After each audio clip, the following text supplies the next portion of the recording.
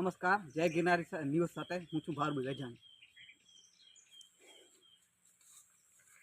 ગજબની એ વાત છે કે ગુજરાત રાજ્યના કચ્છ જિલ્લામાં આપણે જે ખારેક પ્રખ્યાત જોવા મળે છે ચોમાસામાં, એ ખારેક હમણાં ફૂલનું રૂપ ધારણ કરી લીધું છે.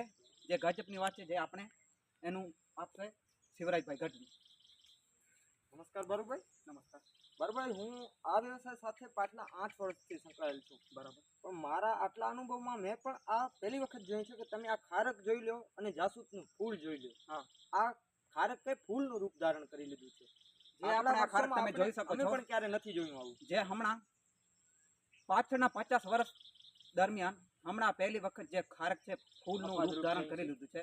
તો એના સાથે આ કચ્છ જિલ્લામાં હડબડાટી મચી ગઈ છે. તો આ શિવરાજભાઈ, આને તમે શું કહેવા માંગશો કે આ કેવી રીતે આ